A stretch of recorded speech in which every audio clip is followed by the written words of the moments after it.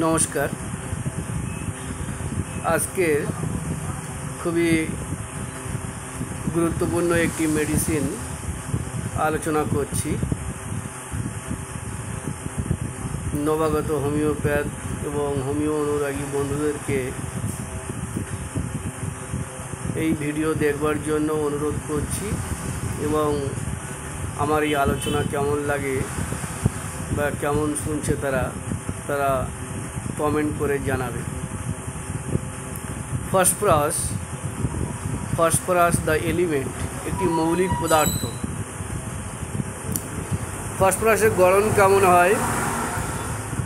Phosphorus মূলত লম্বা, পাতলা, অপ্রশস্ত বুক, স্নায়ু প্রধান ধাতু, গৌরকান্তি দুর্বল, রক্তশূন্য ব্যক্তি। খুব লম্বা চওড়া চেহারা, দীর্ঘ চেহারার লোক, খুব সুন্দর ত্বক, চিকন চোখ, সুন্দর ভুরু চোখের, চুল, তীক্ষ্ণ অনুভূতিপ্রবণ ব্যক্তি। খুব ছিপছিপে লম্বা চেহারা হয়ে থাকে আর চোখের পাতা অতীব সুন্দর হয়ে থাকে। এদের স্বভাব অস্থির, চঞ্চল, এক মুহূর্ত স্থির হয়ে বসে থাকতে পারে না। জীবনে ক্লান্ত, বিষাদময় এবং আশঙ্কাপূর্ণ হয়ে থাকে। এদের অন্ধকারের ভয়, একাকী থাকতে ভয়। এই রোগীরা প্রধানত ভয় পেয়ে থাকে বা একাকী থাকতে ভয় পায়। এদের মানসিকতা বা মন কেমন হয়? অস্থির, ভীতু, আশঙ্কাযুক্ত, অন্ধকারে কোনো অবস্থাতেই থাকতে পারে না, কখনো উদাসী, কখনো রাগী। এদের মন বেশ দরদি হয়ে থাকে, খুব সিম্প্যাথেটিক হয়ে থাকে, অন্যের দুঃখে কাঁদে, লোককে সাহায্য করে, অর্থ দিয়ে বা অন্য কোনো উপায়ে উপকার করে। দুর্বল স্নায়ু কিন্তু অতি সক্রিয় মানসিকতা, যেন সব ব্যাপারেই এরা সচেতন হয়ে থাকে। আলো, শব্দ, স্পর্শ, বাহ্যিক ব্যাপারে এরা কিন্তু অত্যন্ত অনুভূতিপ্রবণ। ফসফরাস অত্যন্ত বুদ্ধিমান এবং চালাক চতুর ধরনের ব্যক্তি হয়ে থাকে। সবসময় এরা খুঁটিয়ে খুঁটিয়ে কাজ করে। বিচক্ষণতার সাথেই ভবিষ্যতে যে কীভাবে এগিয়ে চলবে ভবিষ্যতের দিকে, এরা খুবই বুদ্ধির সঙ্গে তা এগিয়ে চলে। এরা কোনোদিনও অবিবেচকের মতো কাজ করে না। বোকামি ফসফরাসের স্বভাব বিরুদ্ধ কাজ। এরা কিন্তু কোনোরকমভাবে বোকা বলা যায় না ফসফরাসকে। অত্যন্ত চালাক, চতুর, বুদ্ধিমান এবং ভবিষ্যৎ চিন্তাকুল, ভাবনায় চিন্তাকুল থাকে।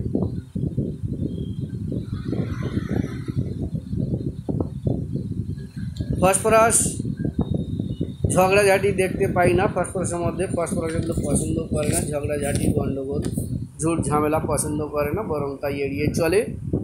ফসফরাস কাকে চটায় না, কাউকে চটিয়ে চলে না। সে চালাক, চতুর, বুদ্ধিমান লোক। কখনো কাউকে কোনো অবস্থাতেই ভবিষ্যতে দরকার হয় কে জানে, সে এটা কিন্তু ভাবে যে ভবিষ্যতে হয়তো দরকার হতে পারে সেই ব্যক্তিকে, সেই জন্য কিন্তু সে কাউকে চটায় না।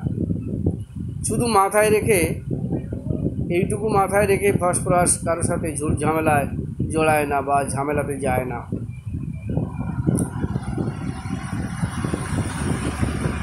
সে কীভাবে যে সবার সঙ্গে একটা সুসম্পর্ক বা বন্ধুত্বপূর্ণ ভাব বজায় রাখতে চায়, সেভাবে পারলে 3 পা বিশিষ্ট ভাঙা চেয়ারটাও যেন তার কাছে রেখে দেয়। কারণ কি? ফেলে দিও না। হঠাৎ 3 পা বিশিষ্ট চেয়ারের কিন্তু অনেক সময় দরকার হতে পারে, অর্থাৎ সাইকেলতে ভাঙাগুলোর কিন্তু প্রয়োজন হতে পারে। ফসফরাস কিন্তু এইসব বিষয়ে অত্যন্ত বুদ্ধিমান। ফসফরাস একাকিত্ব পছন্দ করে না, একা থাকতে পছন্দ করে না। পরিবেষ্টিত লোকজনের সঙ্গে সর্বদা থাকতে পছন্দ করে। চিন্তা ভাবনা এদের ধীর স্থির। আবার দেখা যায় অতি প্রখর চিন্তায় হাজার হাজার স্রোত তার মনে আসতে পড়ে। সে সেগুলিকে নিয়ন্ত্রণ করতে পারে না, সংরক্ষিত করতে পারে না, ভুলে যেতেও থাকে। ফসফরাস একাধারে নির্লজ্জ, অন্য ধারে ভীত, সে উলঙ্গ হয়ে ঘুরে বেড়াতে চায়, উন্মাদ রোগীর মতো লজ্জাহীন উলঙ্গ ভবঘুরের মতো আচরণ করে থাকে। সেই সঙ্গে দেখা যায় অন্ধকারের ভীতি, একা থাকার ভয়, একা থাকার সময় মানে মৃত্যু ভয় তাকে পেয়ে বসে, মৃত্যু ভয় একটা পেয়ে বসে। উন্মাদ অবস্থায় ইগনেশিয়ার মতো এই হাসি কান্না রূপ তার মধ্যে প্রকাশ পায়। ফসফরাস ভীরু, অন্ধকার, বাদ বিবাদ, বজ্রপাত, ঝুট ঝামেলা প্রভৃতিকে খুবই ভয় পায়। তার মনের মধ্যে বিশ্বাস জন্মে যে সে পুলিশ তাকে অনুসরণ করে, তাকে খুঁজে বেড়াচ্ছে, পুলিশ তাকে খুঁজে বেড়াচ্ছে, এই ধরনের অনুভূতি।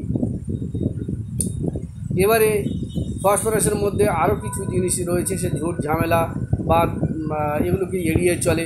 দরকারে 3 পা বিশিষ্ট চেয়ারকে সঙ্গে রাখে। এরা কী করে, তাদের সঙ্গে স্নেহ বিনিময় করে, ভাব ভালোবাসা রাখে, একটা মহানুভবতার পরিচয় কিন্তু সে দেয়। এসবের জন্য নিজের ইচ্ছার বিরুদ্ধে গিয়েও কিন্তু বিভিন্ন দায়িত্বভার এবং সে কিন্তু গ্রহণ করে, নিজেকে মহৎ বলে পরিচয় দেয় আর সবার মন জয় করে। এগুলো কিন্তু ফসফরাস করে থাকে। ফসফরাস কী হয়, ফসফরাস নামক খনিজ পদার্থটি মূলত বহুরূপী চরিত্রের হয়ে থাকে। আর এটি মোমের মতো বিভিন্ন বর্ণের হতে পারে, মোমের মতো সাদা, মোমের মতো ধূসর হতে পারে। এই ধরনের কিন্তু হতে পারে। আপনি নিজে থেকেই কিন্তু ফসফরাস জ্বলে ওঠে, অথচ কখনোই তা জলে দ্রবীভূত হয় না। ফসফরাসের আরও কিছু জেনারেল সিমটম আমি আলোচনা করছি, আপনারা মন দিয়ে শুনুন। ফসফরাস তীক্ষ্ণ বুদ্ধি সম্পন্ন, লম্বা পাতলা একাহারা চেহারার যুবক। ফসফরাস ক্ষয় রোগের একটি জীবন্ত প্রতিচ্ছবি। প্রখর বুদ্ধি, ভীরু স্বভাব, বজ্রপাতের ভয়ে কাতর। বজ্রপাতের সবচেয়ে বড় বৈশিষ্ট্য, বজ্রপাতের ভয়ে কাতর। শরীরের যে কোনো দাঁত থেকে অতিরিক্ত রক্তস্রাবের প্রবণতা থাকে। বাম পাশে চেপে শুতে পারে না, আক্রান্ত পাশে চেপে শুতে পারে না।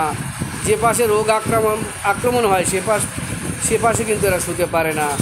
হাত পা ব্রহ্মতালুতে অতিরিক্ত জ্বালা, বারবার জল দিয়ে ধুতে হয়। মেরুদণ্ডে জ্বালাসহ নানা রোগ।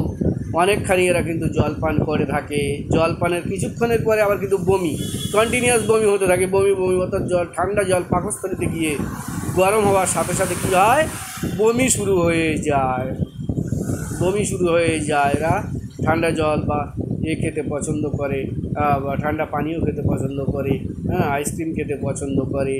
রয়েছে নাকের মধ্যে পলিপাস থেকে রক্তস্রাব। কোষ্ঠিকামের আগে পরে কিন্তু আমরা ফসফরাস ব্যবহার করব না। ধন্যবাদ।